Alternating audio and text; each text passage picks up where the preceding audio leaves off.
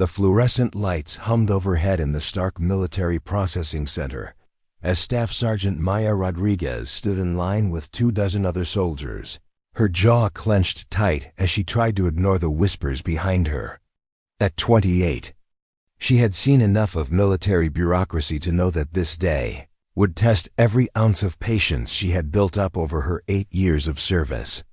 The medical examination was routine, or so she had been told, but something about the way the commanding officers had singled out certain personnel made her stomach twist with unease. Before we jump back in, tell us where you're tuning in from. And if this story touches you, make sure you're subscribed, because tomorrow, I've saved something extra special for you. Maya had always been different from the other female soldiers in her unit. While they talked about weekend plans and relationships, she kept to herself, her dark eyes holding secrets that ran deeper than anyone could imagine. Her military record was spotless commendations for bravery, leadership awards, and a reputation for getting things done when others couldn't. But today, as she watched the medical officers call soldiers forward one by one, she felt a familiar weight pressing down on her shoulders. The processing center was cold, sterile, and filled with the kind of tension that made everyone speak in hushed tones. Metal folding chairs lined the walls, and clipboard-wielding personnel moved between stations with mechanical precision. Maya had been through dozens of these examinations before, but something felt different this time. The orders had come down from higher up the chain of command, and when Maya had asked her immediate supervisor about the purpose, she had been told simply to follow orders and ask no questions. As she waited, Maya's mind wandered to the conversation she had overheard in the mess hall 3 days earlier.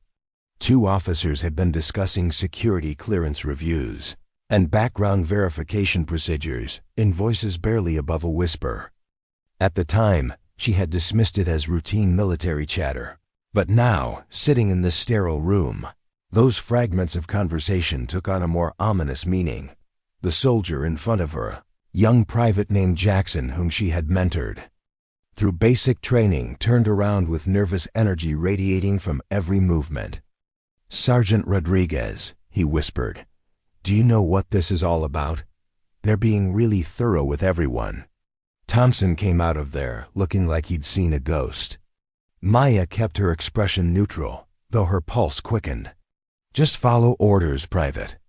Whatever they need to check, let them check it. We've got nothing to hide." The words felt hollow as they left her mouth, because Maya knew that wasn't entirely true.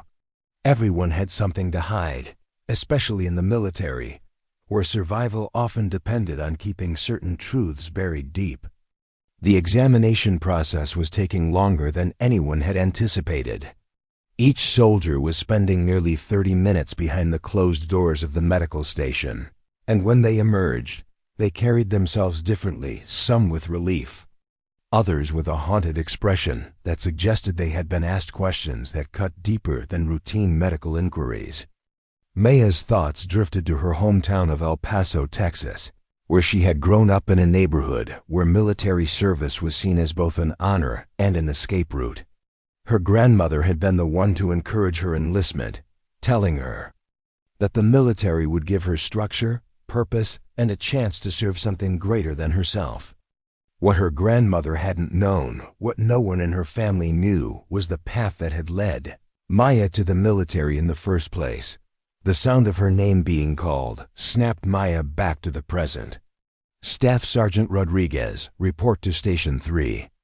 The voice belonged to a medical officer she didn't recognize, a woman with silver hair and the kind of no-nonsense demeanor that suggested she had seen everything the military had to offer.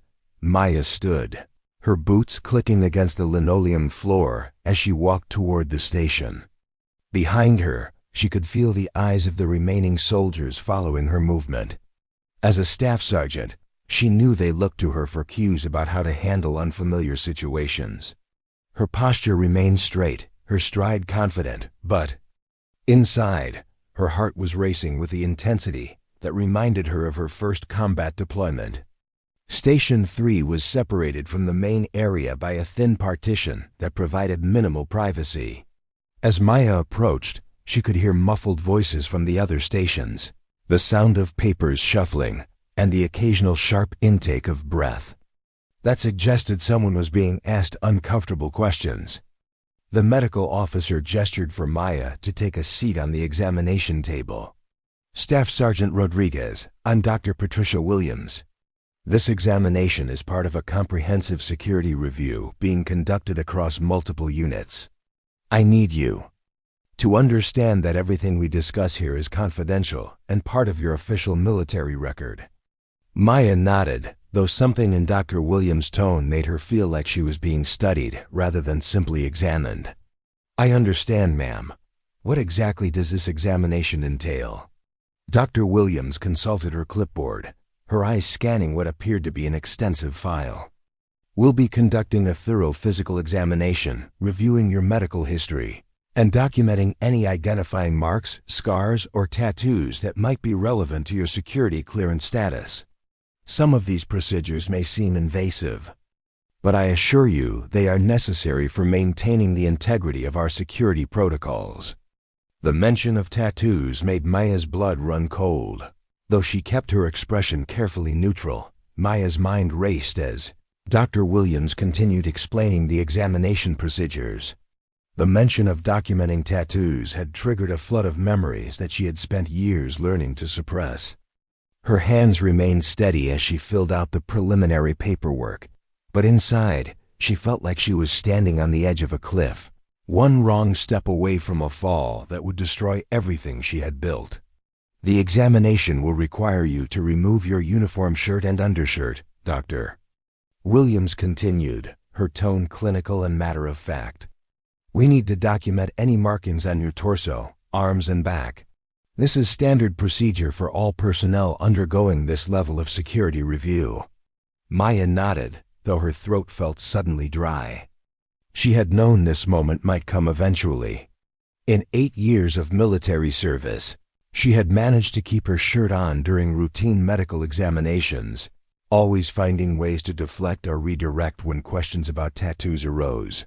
Her uniform had been her armor, protecting not just her body, but the secrets that her body carried.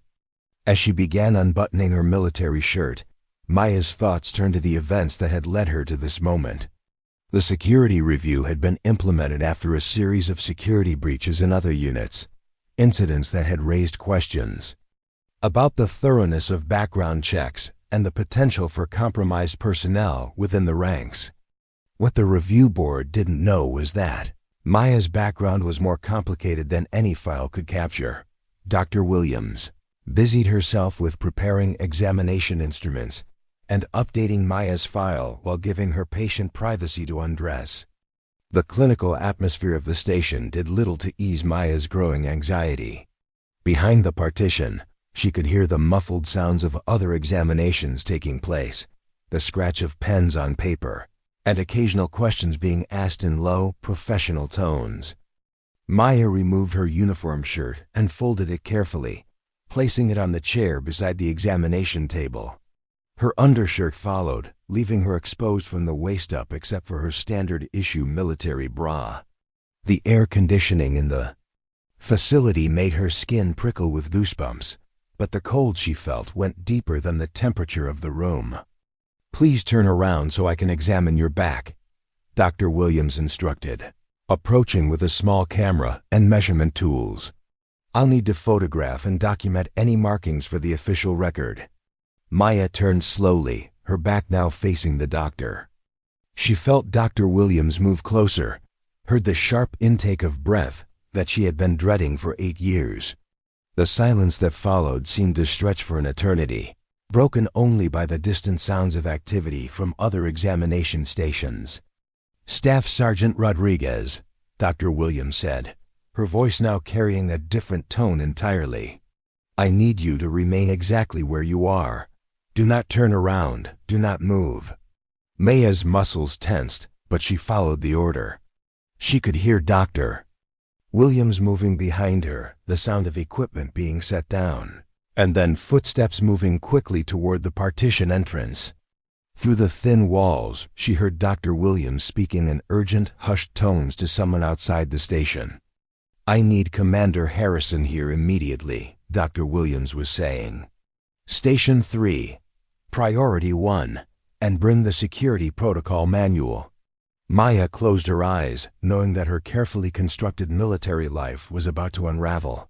The Nemde tattoo on her back, the one she had gotten during the darkest period of her life, before the military had given her a second chance, was about to expose truths that she had hoped would remain buried forever. The tattoo itself was a work of art, covering most of her upper back in intricate detail. To most people, it would appear to be an elaborate military-themed design, incorporating elements that spoke to honor, service, and sacrifice. But to someone who knew what to look for, someone familiar with the symbols and codes used by elite military units, the tattoo told a very different story. Maya heard additional footsteps approaching the station, multiple sets of boots moving with the kind of purposeful stride that indicated high-ranking personnel. Her heart pounded as she realized that whatever happened next would determine not just her military career, but potentially her freedom and safety. "Staff Sergeant Rodriguez," came a new voice, deep and authoritative. "I'm Commander Harrison. I need you to remain in your current position while we conduct a thorough examination and verification process." Maya recognized the name. Commander Harrison was the base's intelligence officer, a man whose reputation for thoroughness and attention to detail was legendary among the enlisted personnel. His presence meant that whatever Dr. Williams had seen on Maya's back had triggered serious security protocols. "Sir," Maya responded, her voice steady despite the chaos in her mind. "May I ask what this is regarding?" "You may not," Commander Harrison replied curtly. "Dr. Williams, please proceed with the documentation. I want photographs from multiple angles, detailed measurements, and a complete analysis of all visible markings." Maya felt the camera flash behind her, each burst of light feeling like another nail in the coffin of her military career. She had known this day might come, but she had hoped that her service record, her dedication, and her contributions to her unit would be enough to outweigh the complications of her past. The examination continued in tense silence, with Dr. Williams methodically documenting every detail of the tattoo while Commander Harrison observed and took notes. Maya could feel their eyes studying every line, every symbol, every element of the intricate design that covered her back dot as the documentation process continued. Maya's mind wandered to the reason she had gotten the tattoo in the first place. Silence in Station 3 had become oppressive, broken only by the mechanical sounds of the camera and the scratch of pens on official documentation. Maya remained motionless, her back exposed to the scrutiny of military personnel, who were now treating her less like a fellow soldier and more like a subject under investigation. Each flash of the camera felt like another piece of her carefully constructed identity being stripped away. Commander Harrison moved closer, and Maya could sense him studying the tattoo with the kind of intense focus that made her skin crawl. She had always known that this moment was a possibility, but she had hoped that 8 years of exemplary service would have been enough to bury the past permanently. Now, as she stood half-naked in a military examination room, she realized how naive that hope had been. "Dr. Williams," Commander Harrison said, his voice carrying the weight of someone who had just made a significant discovery. "I want you to focus your documentation on the upper portion of the tattoo, specifically the area between the shoulder blades. And I need detailed close-ups of the symbols embedded in the wing design." Maya's blood ran cold. The symbols he was referring to were not decorative elements. They were markers that told a story she had spent years trying to forget. Each symbol represented a mission, an operation, a piece of her life that existed in the shadows of official military records. To anyone unfamiliar with their meaning, they would appear to be artistic flourishes. But to someone with the right clearance and knowledge, they were a roadmap to secrets that could compromise National security. The tattoo had been completed over several sessions during the 6-month period, when Maya was technically between military assignments. Officially, she had been on medical leave following a training accident that had resulted in a severe shoulder injury. Unofficially, she had been recruited for a series of operations that didn't exist in any public record. Staff Sergeant Rodriguez, Commander Harrison continued, I need you to provide me with detailed information about when and where you received this tattoo. I want names, dates, locations, and any documentation you might have regarding the artist or facility where the work was completed. Maya took a deep breath before responding. Sir, the tattoo was completed over several sessions at a private studio in Colorado Springs, approximately 6 years ago. The artist's name was Marcus Chun, and the studio was called Precision Inc. I can provide you with receipts and appointment records if necessary. What Maya didn't mention was that Marcus Chun was more than just a tattoo artist. He was a former Navy SEAL who had developed a reputation within certain military circles for his ability to create tattoos that serve as both artwork and coded messages. His studio had become an unofficial meeting place for personnel involved in classified operations, a place where stories could be told through ink and needle without ever being committed to official records. Commander Harrison exchanged glances with Dr. Williams, and Maya could sense the unspoken communication passing between them. She had been in the military long enough to recognize when ranking officers were discussing something that went beyond standard protocol. Staff Sergeant, Commander Harrison said, I'm going to need you to turn around and face me. Maya slowly pivoted, keeping her arms at her sides and maintaining military bearing despite her state of undress. Commander Harrison was a man in his early 50s, with graying hair and the kind of weathered features that spoke to decades of military service. His eyes held an intensity that made Maya feel like he was reading not just her tattoo, but her entire life story.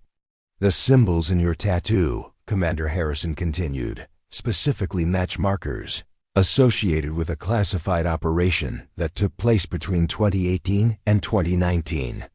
An operation that, according to official records, you were not involved in. Maya felt her heart skip a beat, but she maintained eye contact with the commander. Sir, I'm not sure what you're referring to. My service record should contain a complete accounting of all my assignments and operations during that time period. Commander. Harrison stepped closer, his voice dropping to barely above a whisper. Staff Sergeant Rodriguez, we both know that certain operations don't appear in standard service records. What I need to determine is whether your tattoo represents actual operational involvement, or if it's simply artistic coincidence. The question hung in the air like a challenge. Maya knew that her next words would determine not just the direction of this conversation, but potentially the rest of her military career and her life beyond the service. She had 3 options: deny any knowledge of the operations, admit to her involvement, and hope that her contributions would be valued over the security breach, or continue to deflect and hope that the investigation would eventually move on to other matters. Sir, Maya said carefully, I believe there may be some confusion about the meaning of the artistic elements in my tattoo. While I understand that certain symbols might appear to have military significance, I can assure you that my intent was purely aesthetic. Commander Harrison studied her face for a long moment, his expression unreadable. Behind him, Dr. Williams continued taking notes, documenting not just the physical examination, but also the conversation that was taking place. Staff Sergeant Rodriguez, Commander Harrison finally said, I think we need to continue this conversation in a more appropriate setting. Dr. Williams, please complete your documentation and provide the Staff Sergeant with privacy to dress. We'll be moving to Conference Room Alpha for an extended debriefing. Maya felt a chill that had nothing to do with the air conditioning in the examination room.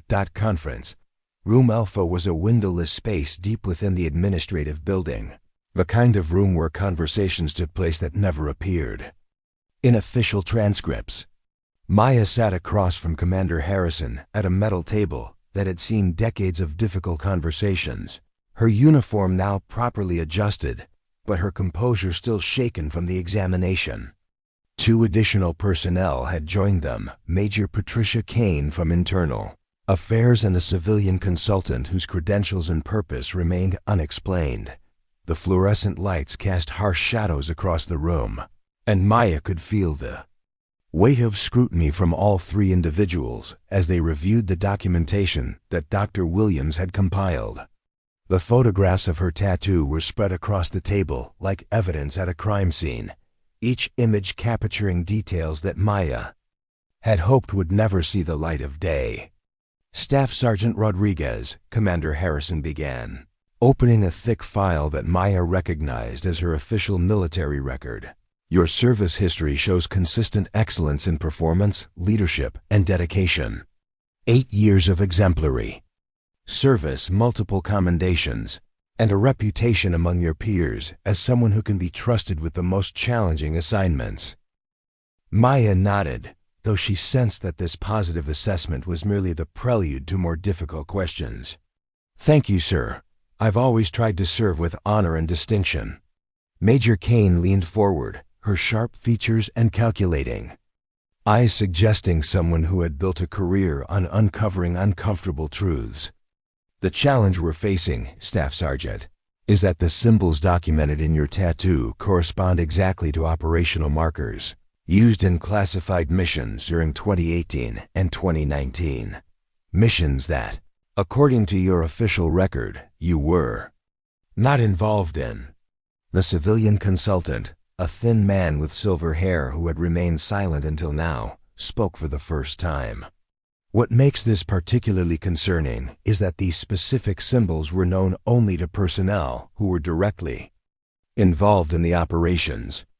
They weren't published in any manual, weren't shared in briefings, and weren't accessible through standard intelligence channels. Maya felt the walls of the room closing in around her, but she maintained her military bearing. She had been trained to handle interrogation, to maintain operational security even under pressure, and those skills served her now as she navigated this minefield of half-truths and classified information. I understand your concerns, Maya said carefully, but I need to emphasize that my tattoo was designed as a personal tribute to military service in general. If certain elements happen to coincide with actual operational symbols, that would be purely coincidental. Commander Harrison exchanged glances with Major Kane before continuing. Staff Sergeant, we've been in contact with Marcus Chen, the tattoo artist you mentioned. According to our conversation with him, you provided him with specific reference materials for the symbols in your tattoo. Reference materials that, according to him, appeared to be highly detailed and technically accurate. Maya's heart raced, but she kept her expression neutral. Marcus Chun had always been someone who could be trusted to keep secrets, but she realized now that even the most loyal allies could become liabilities when national security investigations were involved. Sir, I may have shown him some military-themed artwork that I found online or in military magazines. I wanted the tattoo to be authentic-looking, so I tried to use realistic military imagery as inspiration. The civilian consultant pulled out a tablet and slid it across the table toward Maya. On the screen was a detailed analysis of her tattoo, with different symbols highlighted and labeled with technical designations that made Maya's blood run cold. Staff Sergeant, the consultant continued, this analysis was conducted by specialists who are familiar with the operational codes used during the classified missions in question. The precision of these symbols, their placement, and their relationship to each other suggests not just familiarity with the operations, but direct participation. Maya studied the screen, seeing her own tattoo broken down into components that told a story she had hoped would remain buried. Each symbol had been placed with careful consideration, creating a narrative of her involvement in operations that had pushed the boundaries of international law and military ethics. Preparing and narrating this story took us a lot of time, so if you are enjoying it, subscribe to our channel. It means a lot to us. Now back to the story. Major Kane opened another file, this one containing what appeared to be surveillance photographs and classified documents. What we're particularly interested in, Staff Sergeant, is your whereabouts during the 6-month period when you were officially on medical leave. Our investigation has revealed some discrepancies between your reported location and your actual activities during that time. Maya realized that the investigation had gone far deeper than she had initially understood. They weren't just questioning her about the tattoo, they had been tracking her movements, analyzing her communications, and building a comprehensive picture of her activities during the period when she had been involved in operations that officially didn't exist. I spent most of that time recovering from my shoulder injury, Maya replied. I have medical records documenting my treatment and rehabilitation process. Commander Harrison leaned back in his chair, his expression suggesting that he had been expecting this response. We've reviewed your medical records extensively, Staff Sergeant. While they do document your injury and treatment, they also show that you were medically cleared for limited duty 3 months before you officially returned to active service. What were you doing during those 3 months?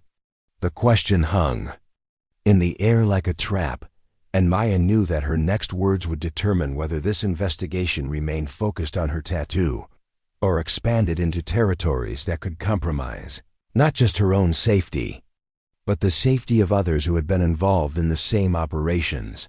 Maya looked around the room, taking in the faces of the 3 individuals who held her military future in their hands. Maya took a deep breath, knowing that the next few minutes would either end her military career or potentially save it. The weight of secrets she had carried for years pressed down on her shoulders like physical burden, and she realized that the time for half-truths and deflection had passed. Commander Harrison, Major Kane, and the civilian consultant were watching her with the kind of intensity that suggested they already knew more than they were revealing. Sir, Maya began, her voice steady despite the turmoil in her mind, I need to request clarification on my rights and protections before continuing this conversation. If this investigation involves classified operations, I want to ensure that I'm not inadvertently compromising national security or violating my oath of service. Commander Harrison nodded approvingly, as if her request demonstrated the kind of professional judgment he had been hoping to see. Staff Sergeant Rodriguez, you're absolutely right to ask that question. Major Kane, would you please explain the parameters of this investigation and Staff Sergeant Rodriguez's status within it? Major Kane consulted her notes before responding. Staff Sergeant, you are not currently under criminal investigation, nor are you being accused of any wrongdoing. This is a security clearance review that has identified potential discrepancies in your background file. Depending on your responses and our findings, this could result in anything from no action to recommendations for security clearance adjustment or reassignment. The civilian consultant leaned forward, his pale eyes fixed on Maya with uncomfortable intensity. What we're trying to determine, Staff Sergeant, is whether you pose a security risk to ongoing operations. Your tattoo suggests knowledge of classified information that you shouldn't have access to according to your official record. We need to understand how you acquired that knowledge and whether it represents a breach of security protocols. Maya realized that she was standing at a crossroads that would define not just her military career, but potentially her entire future.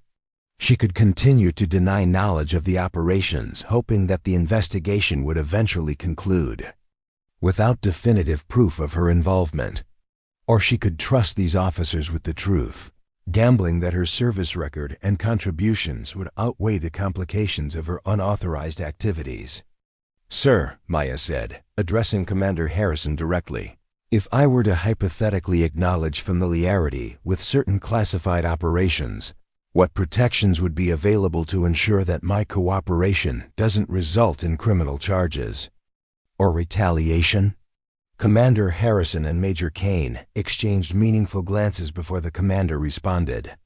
Staff Sergeant, if your involvement in classified operations was conducted under proper authority and in service to national security interests, that would be viewed very differently than if you had simply acquired classified information through unauthorized channels.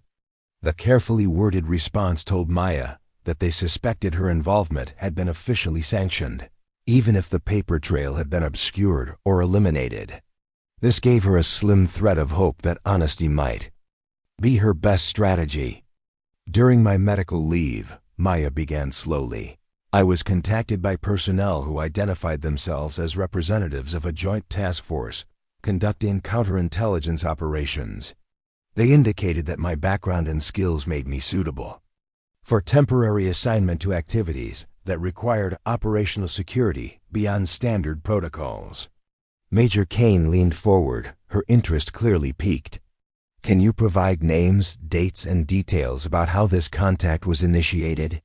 Maya nodded, though she knew that providing these details would irrevocably commit her to a path that might lead anywhere.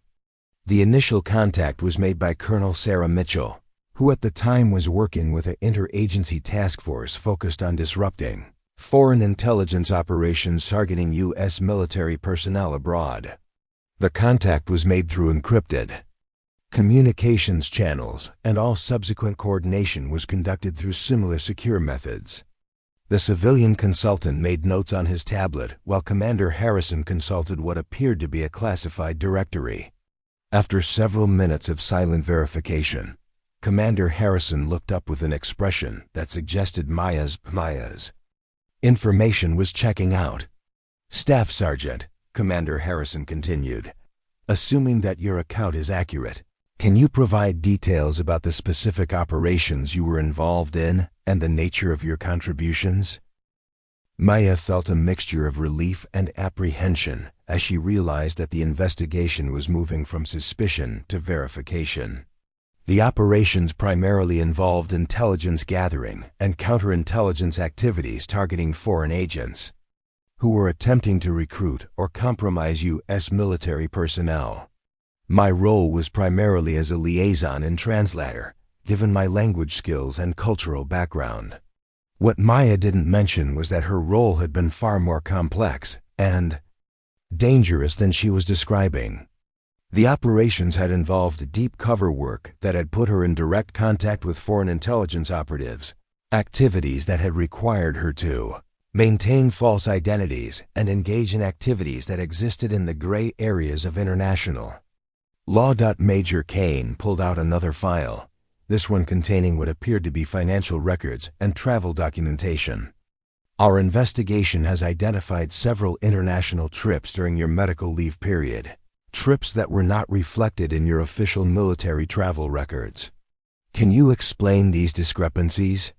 Maya knew that this was the moment when the full scope of her involvement would have to be revealed.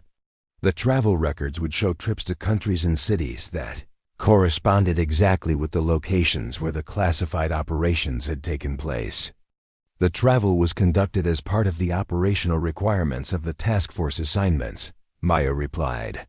All travel was coordinated through the task force leadership and was considered necessary for mission completion. Commander Harrison closed his file and looked directly at Maya. Staff Sergeant Rodriguez, I'm going to be direct with you. We need to verify your account through official channels, which means contacting personnel who may or may not acknowledge the existence of the operations you've described. The tension in Conference Room Alpha reached a crescendo as Commander Harrison's words hung in the air. Maya understood the implications immediately. If the personnel she had worked with chose to disavow knowledge of the operations, or if the paper trail had been completely sanitized, she would be left in an impossible position with no way to verify her account.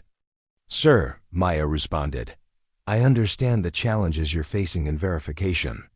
The operational security requirements of the task force meant that standard documentation protocols were not followed.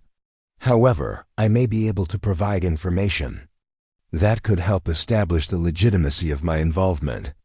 The civilian consultant looked up from his tablet with renewed interest. What kind of information are you referring to, Staff Sergeant? Maya knew that she was about to cross a line that she had sworn never to cross, but the circumstances left her with no choice. During my involvement with the task force, I was required to maintain detailed personal records of contacts, locations, and operational outcomes.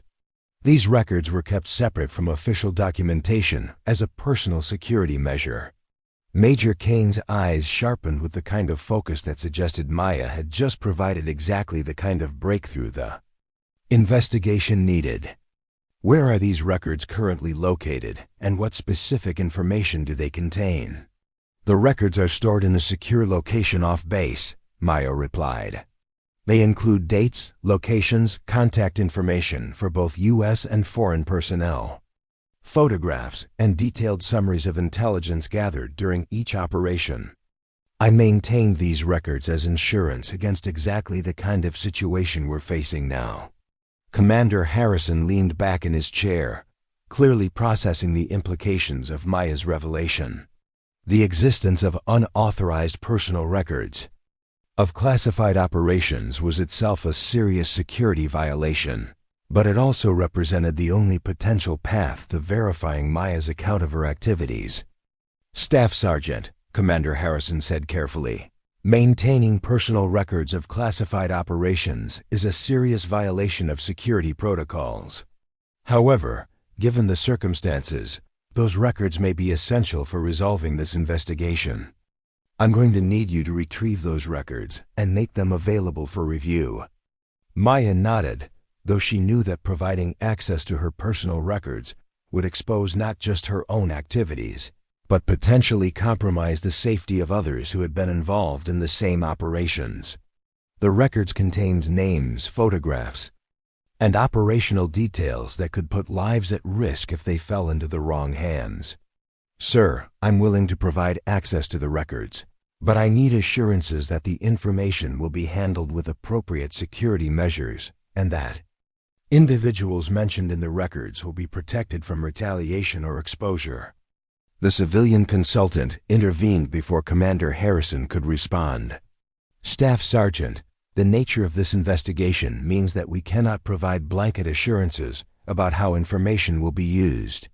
However, I can tell you that our primary interest is in verifying your account and assessing any security implications. We have no interest in pursuing punitive actions against personnel who were acting under proper authority. Maya studied the faces around the table, trying to read the intentions and motivations of each individual. Major Kane appeared to be focused primarily on the procedural aspects of the investigation, while Commander Harrison seemed more interested in the operational implications. The civilian consultant remained the most enigmatic, his true role and agenda still unclear. I'll need 24 hours to retrieve the records, Maya said. They're stored in a location that requires travel, and I'll need to ensure that they can be transported securely. Commander Harrison consulted with Major Kane in hushed tones before responding. That's acceptable, Staff Sergeant. However, given the sensitivity of this matter, you'll be accompanied by security personnel during the retrieval process. This is for your protection as much as it is for operational security. Maya had expected this requirement, though it complicated her plans significantly. The location where she had stored the records was known only to her, and accessing them would require her to reveal information about her personal security measures that she had hoped to keep private. Understood, sir. I'll need to make some arrangements, but I can be ready to travel within 12 hours. Major Kane opened a new file and began taking detailed notes. Staff Sergeant, while we're waiting for the records to be retrieved, I want to go back to some of the specific symbols in your tattoo. Our analysis suggests that certain elements correspond to operational outcomes rather than just mission parameters. Can you explain the significance of the eagle design on your left shoulder blade? Maya felt her heart skip a beat. The eagle design was perhaps the most sensitive element of her entire tattoo, representing an operation that had resulted in the elimination of a high-value target who had been coordinating attacks against U.S. personnel. The success of that operation had never been officially acknowledged, and the personnel involved had been sworn to secrecy under the most serious penalties. The eagle design was intended as a general symbol of American military strength, Maya replied. Though she knew that her explanation sounded weak even to her own ears, the civilian consultant pulled up another image on his tablet, this one showing a detailed close-up of the eagle design with specific elements highlighted and annotated. Staff Sergeant, the positioning of the eagle's talons, the number of stars in the surrounding field, and the specific geometric patterns in the wing design correspond exactly to coded information related to Operation Nightfall, conducted in Syria in December 2018. Maya realized that the investigation had progressed far beyond what she had initially understood. They weren't just questioning her about unauthorized knowledge, they had detailed information about specific operations and were using her tattoo as a key to unlock classified information that she had thought was known only to a handful of personnel. Room fell silent as Maya considered her response, knowing that her next words would determine whether she emerged from this investigation with her career intact or whether she would face consequences that extended far beyond military discipline. The mention of Operation Nightfall sent a chill through Maya's entire body that had nothing to do with the air conditioning in Conference Room Alpha. That operation had been one of the most dangerous and sensitive missions of her entire career, involving deep infiltration into a terrorist cell that had been targeting American military advisors in Syria.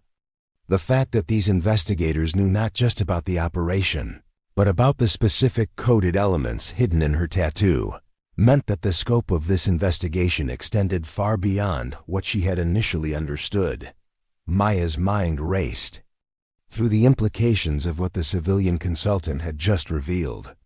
Operation Nightfall had involved only 6 personnel, and the operational codes had been known to an even smaller circle.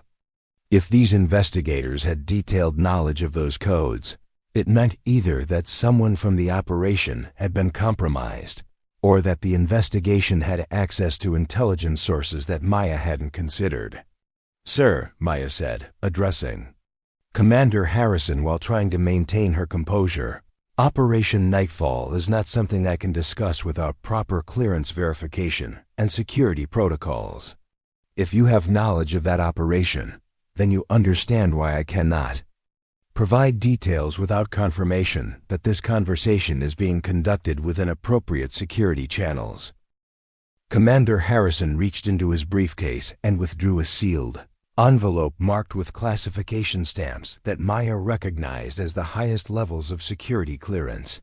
He broke the seal and handed her a document that made her heart pound. With recognition, it was an official authorization for discussion of Operation Nightfall, signed by personnel whose names she had never expected to see on any document related to her service. "Staff Sergeant Rodriguez," Commander Harrison said solemnly, "this investigation has been authorized at the highest levels of military intelligence. The individuals in this room have been specifically cleared to discuss any and all aspects of your operational history, including missions that do not appear in standard military records." Maya scanned the authorization document, noting the signatures and stamps that confirmed its authenticity. The document also revealed something that shocked her. The investigation wasn't just about her tattoo or her unauthorized record keeping. It was part of a larger security review that involved multiple personnel from various classified operations conducted between 2018 and 2020. Major Kane opened yet another file, this one containing photographs that Maya recognized with a mixture of nostalgia and dread. They were surveillance photos from Operation Nightfall, showing her in various disguises and locations throughout Syria. In some images, she was nearly unrecognizable, her appearance altered by professional makeup and prosthetics that had allowed her to blend into local populations. "What we're trying to understand, Staff Sergeant, Major Kane continued, is how elements of these highly classified operations came to be permanently inscribed on your body in the form of tattoo art. The security implications of having operational codes literally written on your skin are significant, regardless of your intentions or loyalties. The civilian consultant leaned forward, his pale eyes studying Maya with renewed intensity. Operation Nightfall resulted in the elimination of 3 high-value targets and the disruption of a terrorist network that had been responsible for 17 attacks against U.S. personnel. The success of that operation saved American lives and significantly degraded enemy capabilities in the region. Maya nodded, remembering the intense months of preparation and the weeks of dangerous undercover work that had culminated in one of the most successful counter-terrorism operations of her career. The mission had required her to pose as a Syrian refugee, infiltrating camps and safe houses while gathering intelligence that had ultimately led to the targeted strikes against terrorist leadership. However, the consultant continued, the operation also involved activities that pushed the boundaries of international law and military regulations. Personnel involved in the operation were required to maintain absolute secrecy, not just about their involvement, but about the very existence of the mission itself. Maya understood the implications immediately. By encoding elements of Operation Nightfall into her tattoo, she had created a permanent record of activities that were supposed to exist only in the memories of those involved. Even if her intentions had been purely personal, the security ramifications were undeniable. "Sir," Maya replied, "the tattoo elements related to Operation Nightfall were incorporated as a personal memorial to the American personnel who lost their lives to the terrorist activities we disrupted. I never intended for those elements to serve as operational records or to compromise security in any way." Commander Harrison studied her response carefully before continuing. "Staff Sergeant, we've been in contact with Colonel Sarah Mitchell, who confirmed your involvement in the Joint Task Force operations. According to Colonel Mitchell, your contributions were not only valuable but essential to the success of multiple operations." Maya felt a wave of relief wash over her. Colonel Mitchell had been her handler during the most dangerous period of her career, and her confirmation of Maya's official involvement meant that at least part of the investigation would move away from questions of unauthorized activity toward questions of operational security. However, Major Kane interjected, "Colonel Mitchell also expressed concerns about your decision to create permanent records of classified activities, both in the form of your personal documentation and your tattoo. She indicated that while your operational performance was exemplary, your judgment regarding security protocols was questionable." Maya knew that Colonel Mitchell's assessment was both fair and damaging.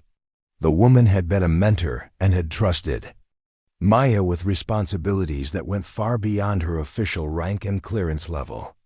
To have that trust questioned, even indirectly, was painful in ways that transcended professional consequences.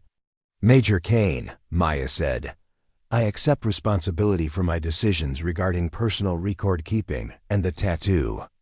At the time, I believed that maintaining personal insurance against potential disavowal was more important than strict adherence to security protocols.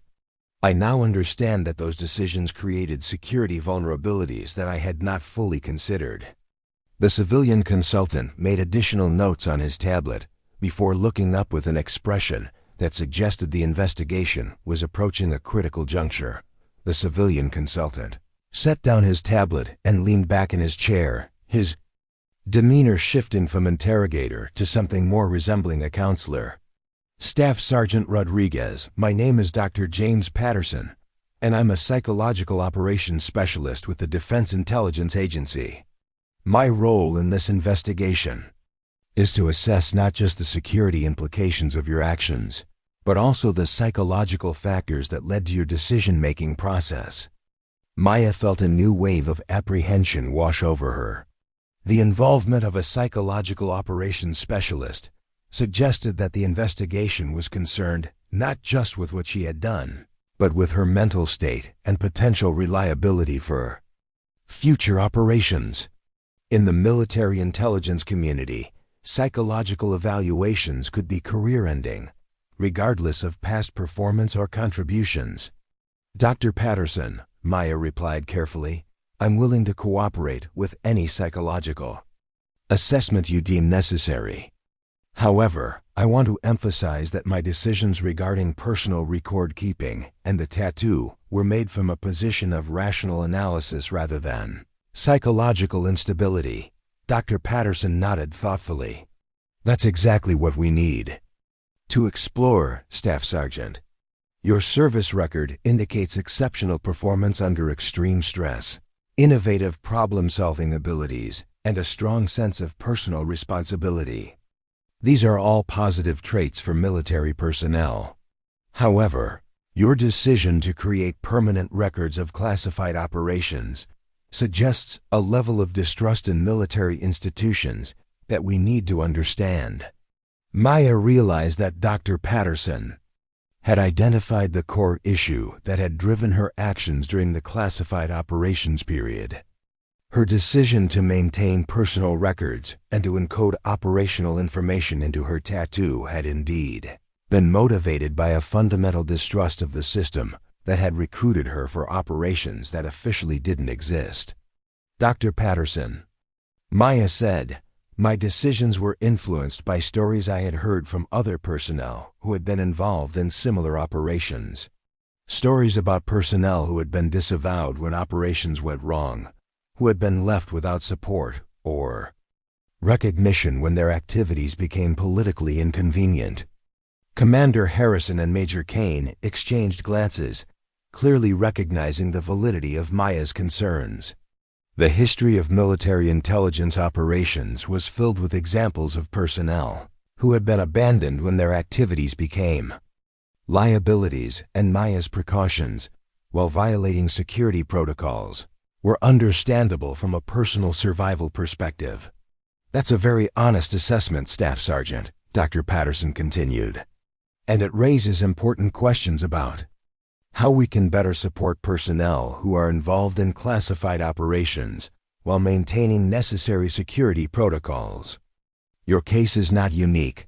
We've identified similar patterns among other personnel who have been involved in operations with ambiguous official status. Maya felt a flicker of hope that the investigation might result in systemic improvements rather than personal punishment. If her case was part of a larger pattern, it suggested that the military was recognizing the need to address the institutional factors that led personnel to make decisions like hers. Major Kane opened another file.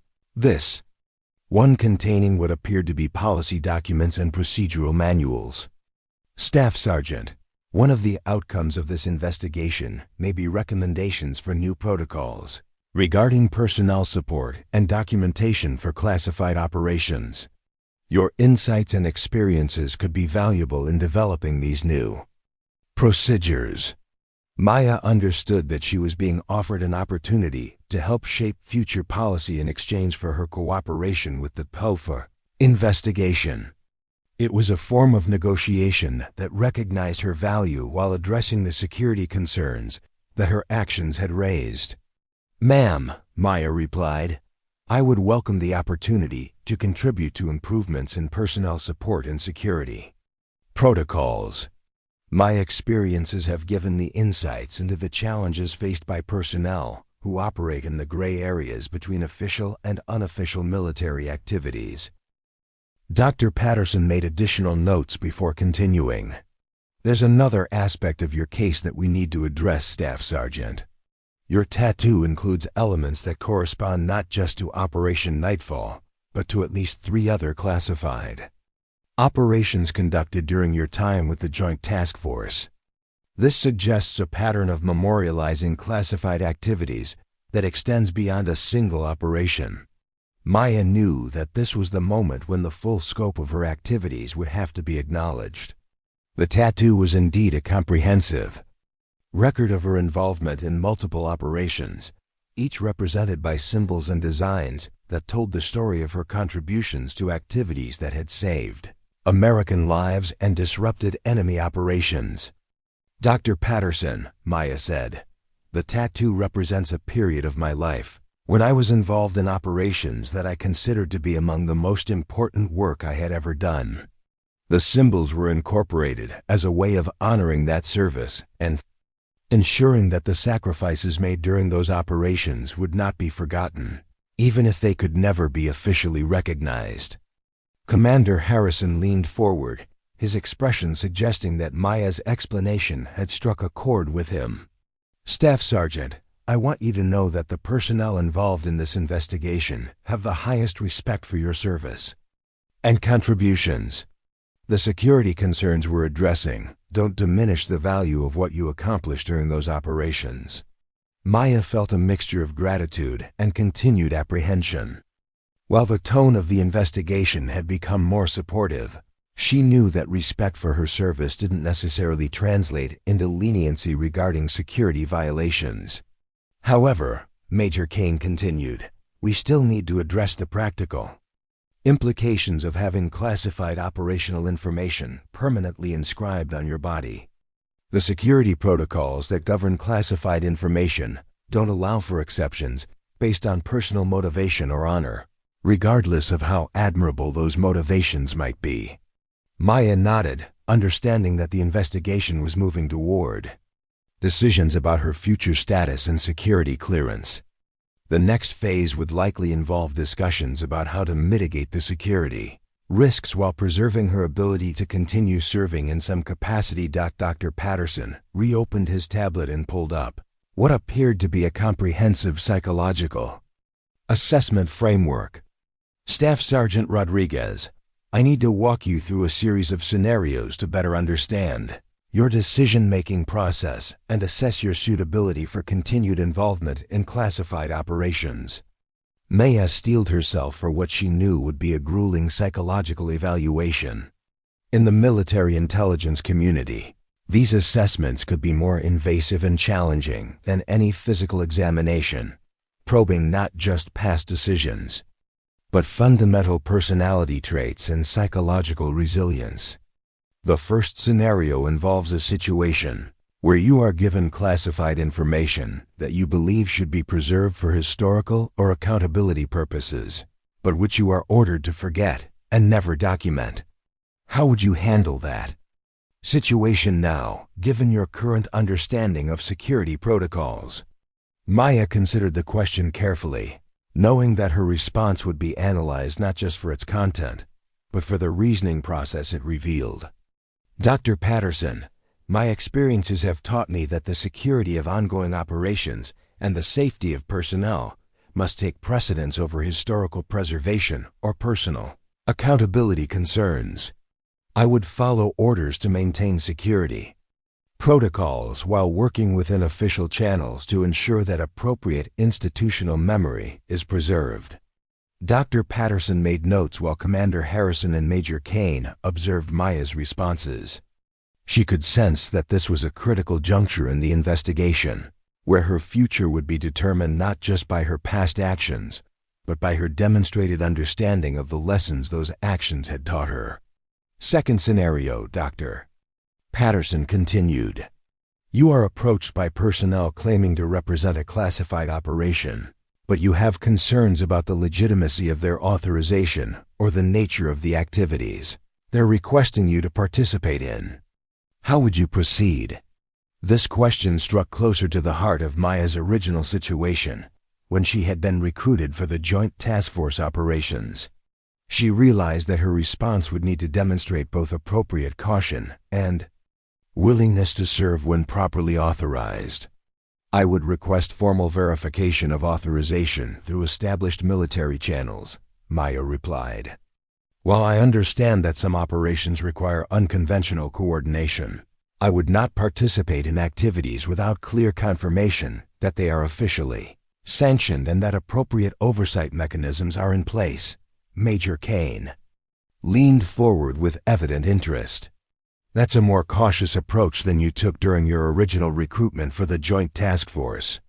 What has changed in your perspective?" Maya appreciated the directness of the question. Ma'am, my experiences taught me that the protection offered by official authorization is essential not just for legal reasons, but for ensuring that personnel involved in classified operations have institutional support when challenges arise. My previous willingness to operate with minimal documentation created vulnerabilities that I now understand were unnecessary risks.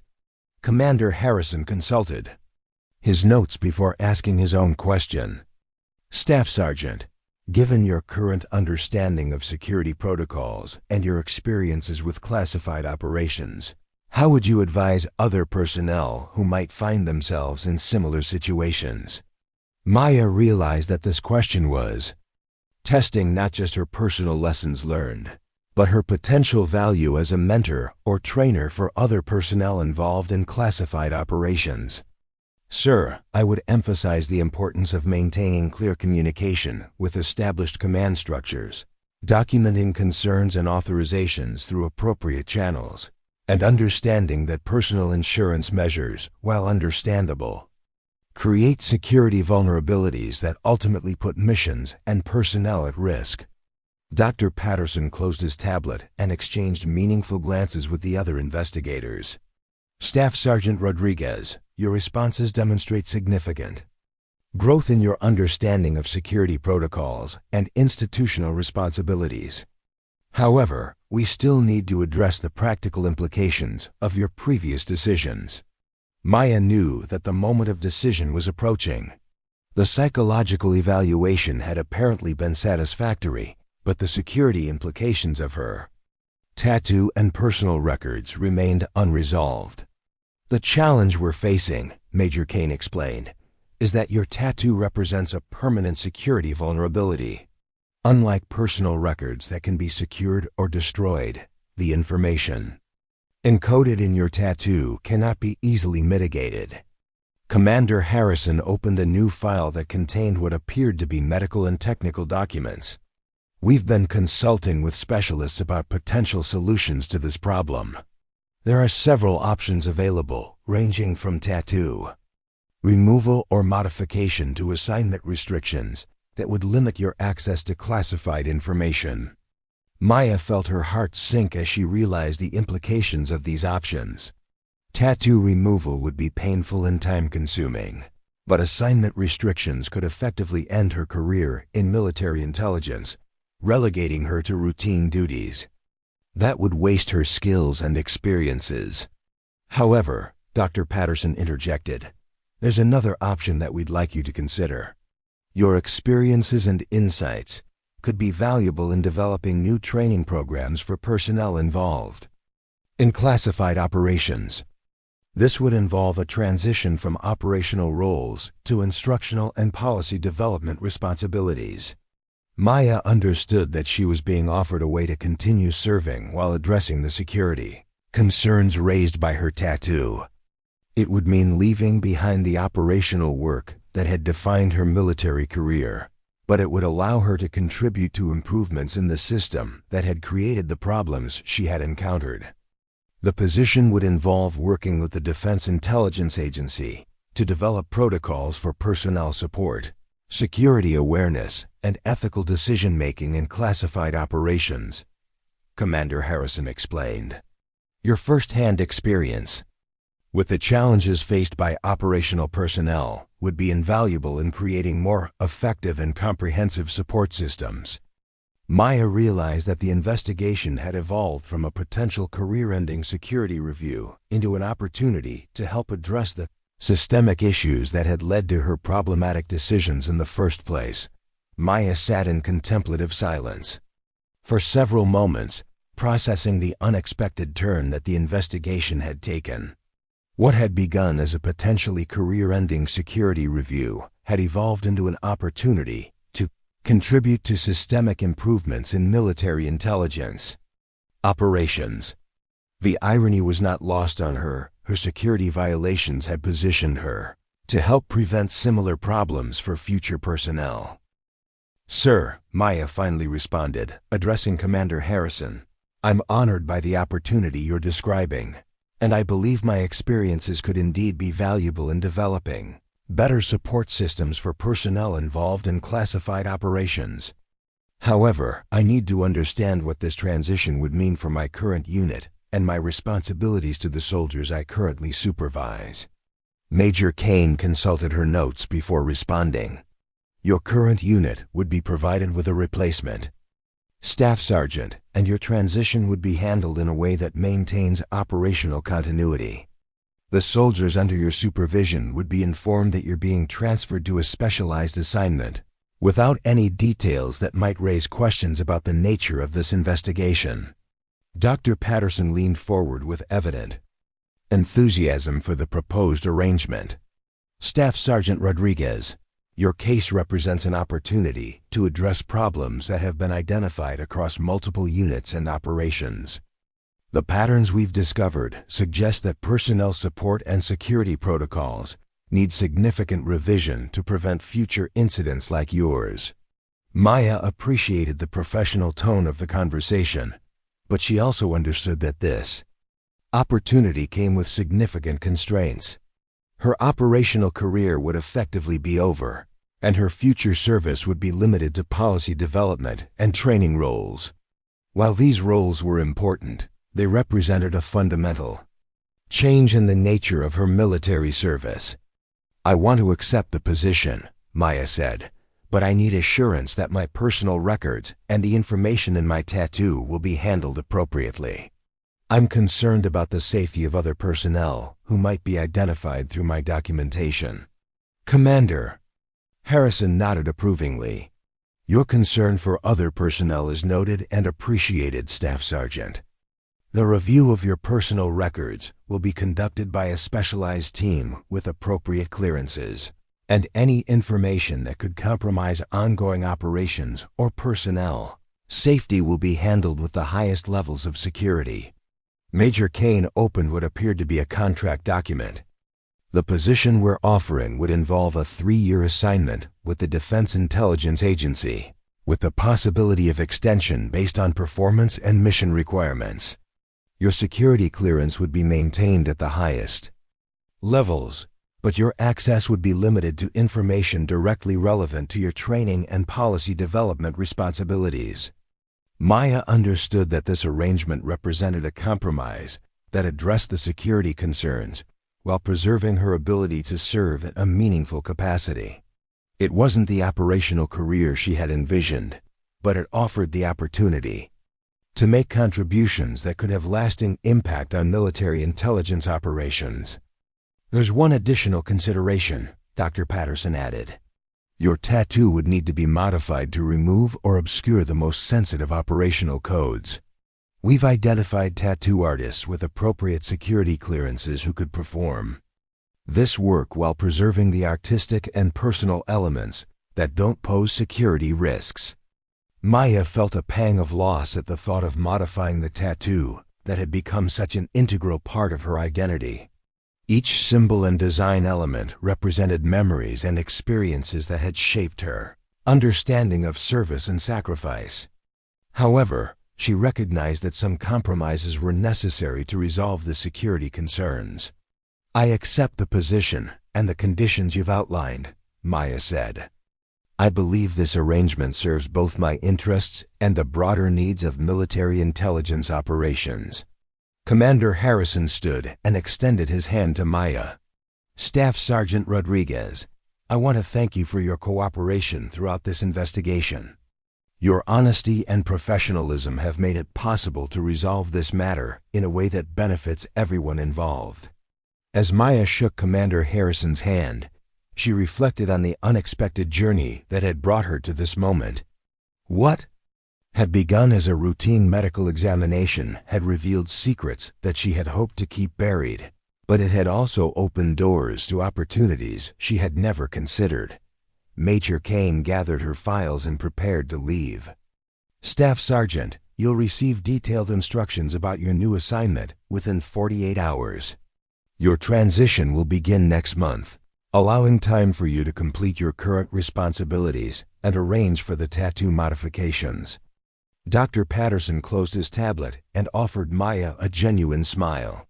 I'm looking forward to working with you on developing new training protocols. Your insights and experiences will be invaluable in creating programs that better support personnel involved in classified operations. As the three investigators prepared to leave Conference Room Alpha, Maya remained seated for a moment, processing the dramatic changes that had occurred in her life over the past few hours.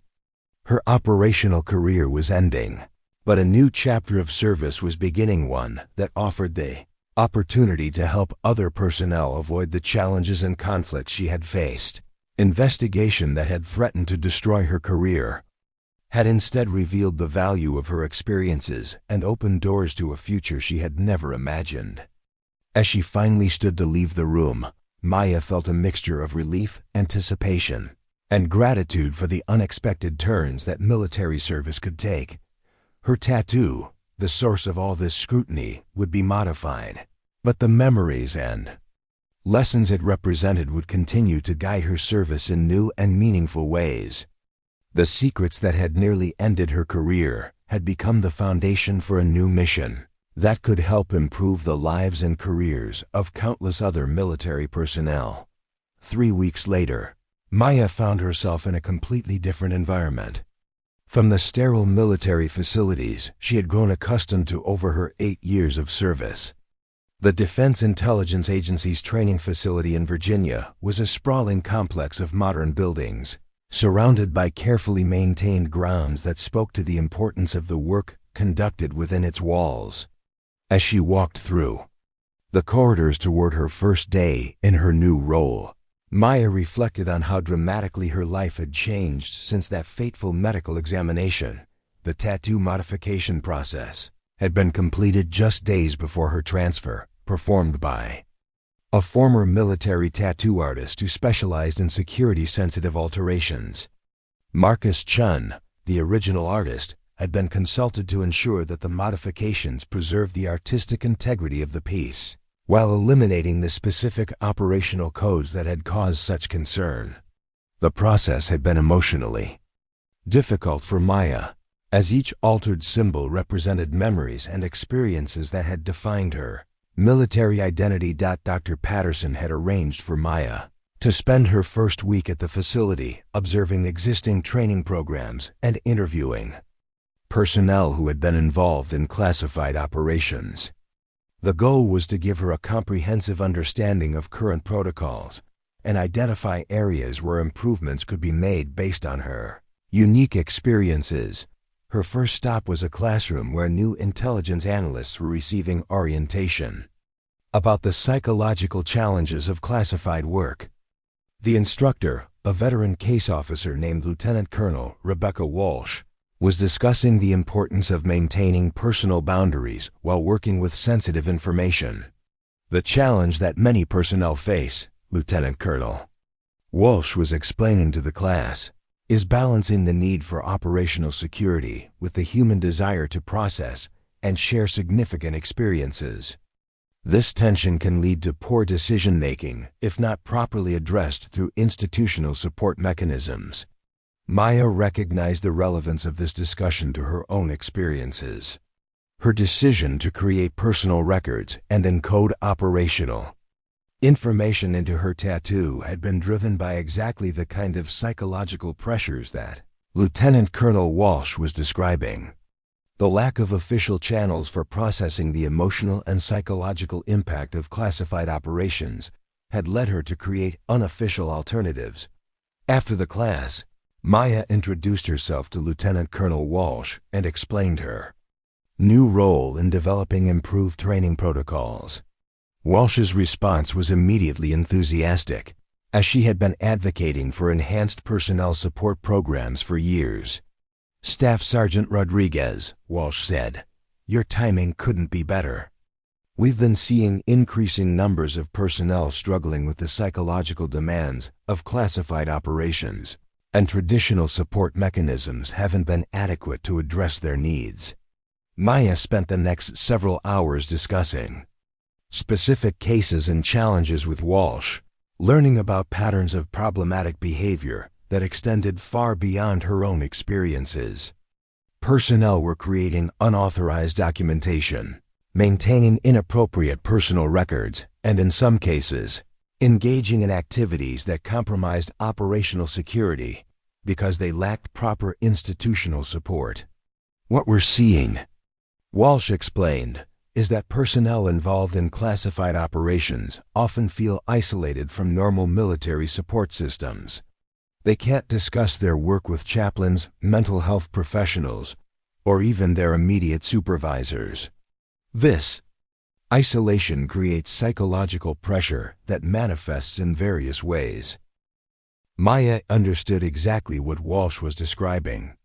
During her time with the Joint Task Force, she had felt completely cut off from the support systems that had sustained her through previous military challenges. The secrecy requirements had created a psychological isolation that had been more difficult to handle than the physical dangers of the operations themselves. Her next meeting was with Colonel Sarah Mitchell, her former handler from the Joint Task Force operations. Mitchell had requested the meeting to discuss Maya's transition and to provide input on the training programs being developed.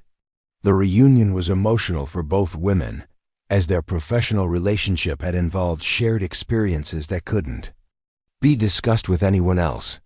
Maya, Colonel Mitchell said, using her first name for the first time in their professional relationship, I want you to know that your decision to maintain personal records, while problematic from a security standpoint, was completely understandable given the circumstances. We failed to provide you with adequate support and guidance during operations that pushed every boundary of normal military service. Maya appreciated Mitchell's acknowledgement of the institutional failures that had contributed to her problematic decisions. Colonel, I hope that the training programs we develop can prevent other personnel from feeling like they need to create their own insurance policies against institutional abandonment. Mitchell nodded thoughtfully. That's exactly what we need to address. The personnel who volunteer for classified operations are often our most dedicated and capable soldiers, but we've been treating them as expendable assets rather than valuable human resources who deserve institutional support and protection. Their conversation was interrupted by the arrival of Dr. Patterson, who had scheduled a meeting to discuss Maya's initial observations and recommendations. The three of them moved to a secure conference room where they could discuss classified aspects of the training program development. Maya, Dr. Patterson began, I'm interested in your impressions of the current training programs and your initial thoughts about areas for improvement. Maya had been formulating her recommendations throughout the day, and she was ready with specific suggestions. Dr. Patterson, I think the most critical need is for legitimate channels that allow personnel to process the psychological impact of classified operations without compromising security. This could include specialized counseling services, peer support groups with appropriate clearances, and formal debriefing procedures that acknowledge the emotional as well as operational aspects of missions. Colonel Mitchell leaned forward with evident interest. Those are excellent suggestions, Maya. We've been discussing similar ideas, but your perspective as someone who actually lived through these challenges gives weight to the recommendations. Dr. Patterson made notes as Maya continued. I also think we need to address the fear of institutional abandonment that drives personnel to create unauthorized insurance policies. If people understood that the military would support them, even when operations become politically inconvenient, they would be less likely to engage in problematic documentation practices. Over the following weeks, Maya immersed herself in the development of comprehensive training protocols that addressed the psychological and ethical challenges faced by personnel involved in classified operations. Her days were filled with interviews, research, and collaborative sessions with experts from across the military intelligence community. The work was intellectually stimulating in ways that operational assignments had never been, requiring her to analyze patterns of behavior and develop systematic solutions to complex human problems. One of her most significant contributions was the development of a case study program that used real scenarios including her own experiences to help personnel understand the decision-making processes that could lead to security violations. The program was designed to be educational rather than punitive, helping personnel recognize warning signs and seek appropriate support before making problematic decisions. Maya found herself working closely with Dr. Patterson to develop psychological assessment tools that could identify personnel who might be at risk for making security-compromising decisions. The assessments focus not on weeding out potentially problematic personnel, but on identifying individuals who needed additional support and guidance to navigate the challenges of classified work. What we're trying to create, Dr. Patterson explained during one of their collaboration sessions, is a system that prevents problems rather than simply punishing them. Your case taught us that talented, dedicated personnel can make poor decisions when they lack appropriate institutional support. Maya appreciated the constructive approach that Dr. Patterson and his colleagues were taking. Rather than treating her experiences as evidence of personal failings, they were using them as data points for understanding systemic problems that needed to be addressed at the institutional level. Her work also involved consulting with legal experts to develop clearer guidelines about what kinds of personal records and memorializations were acceptable within security protocols. The goal was to provide personnel with legitimate ways to honor their service and process their experiences without creating security vulnerabilities. One particularly challenging aspect of the program development was addressing the cultural factors that contributed to problematic decision-making. Maya discovered that many personnel involved in classified operations developed a sense of separation from normal military culture, seeing themselves as operating in a different realm with different rules and expectations. The challenge, Maya explained to Lieutenant Colonel Walsh during one of their regular consultation meetings, is that personnel involved in classified operations often develop an adversarial relationship with institutional authority. They begin to see security protocols as obstacles rather than protections, and this mindset leads to rationalization of violations.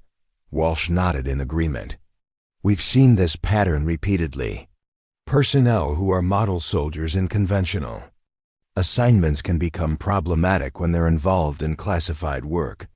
The psychological pressures and cultural isolation create conditions that promote poor judgment.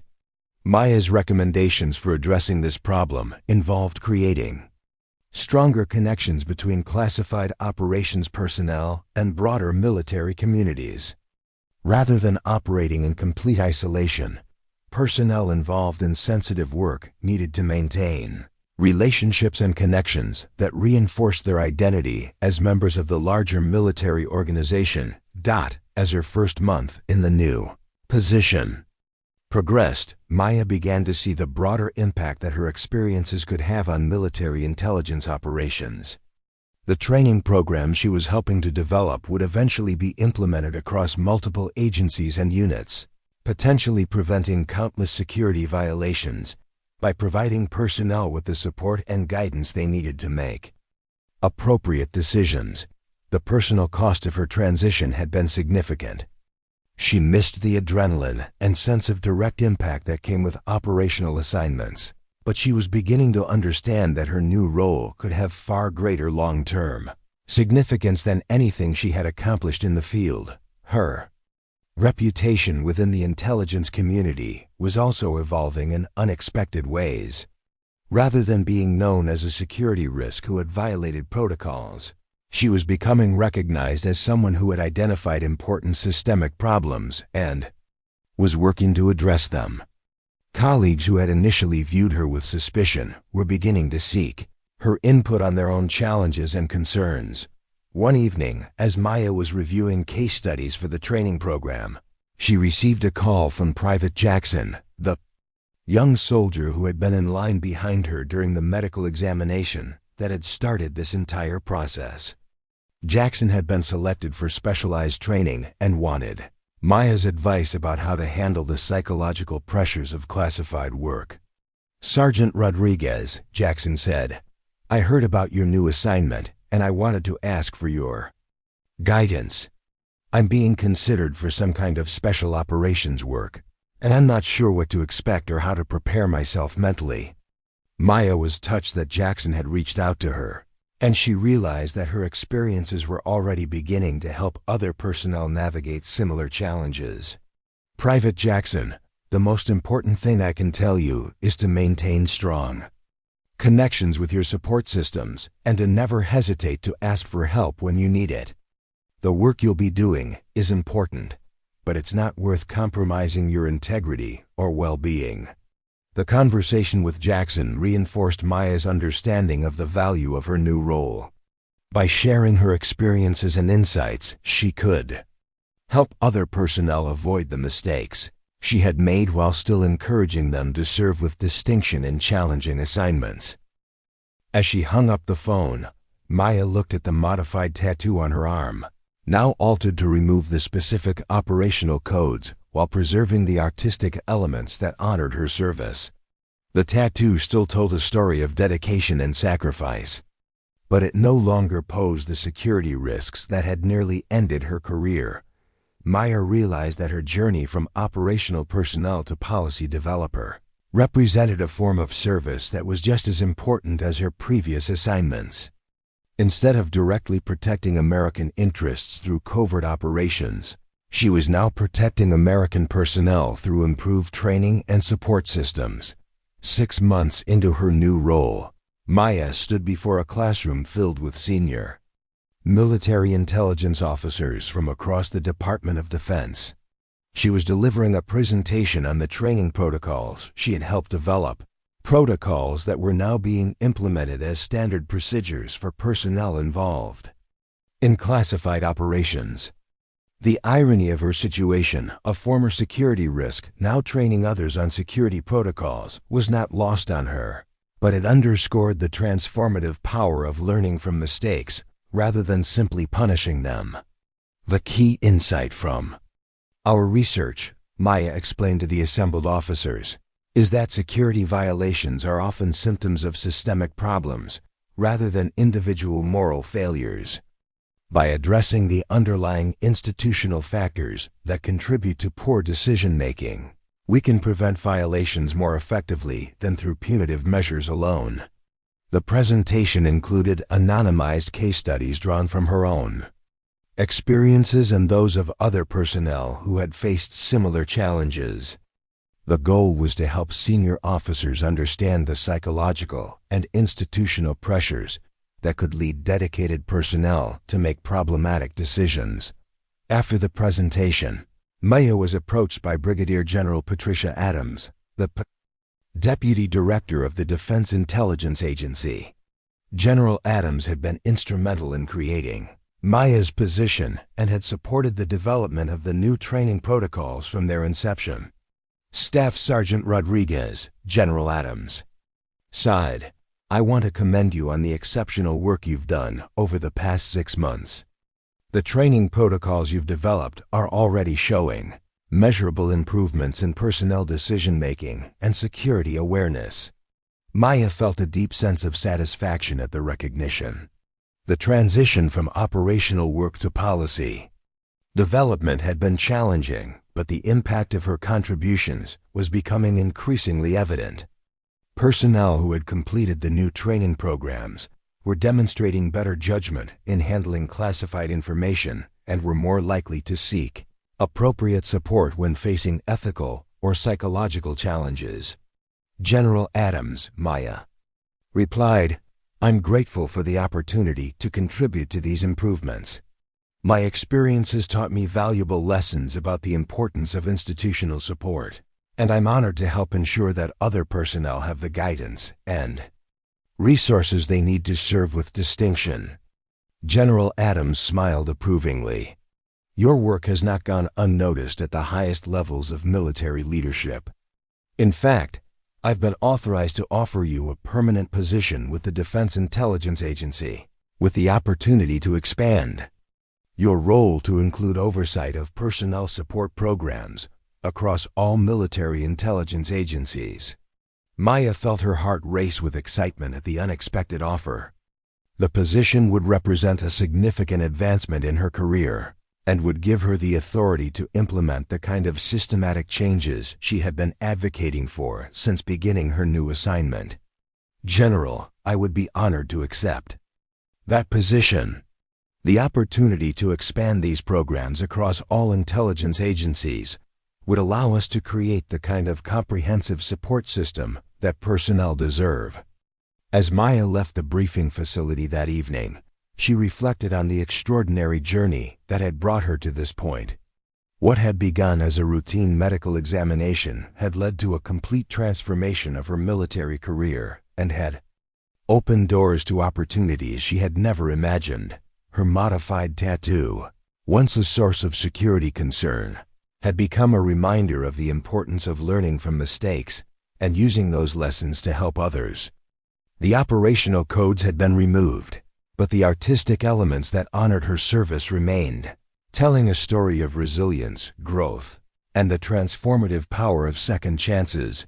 Maya thought about the personnel who would benefit from the training program she had helped develop young soldiers like Private Jackson, who were just beginning their careers in military intelligence, experienced operators who were struggling with the psychological pressures of classified work, and senior officers who needed better tools for supporting their personnel.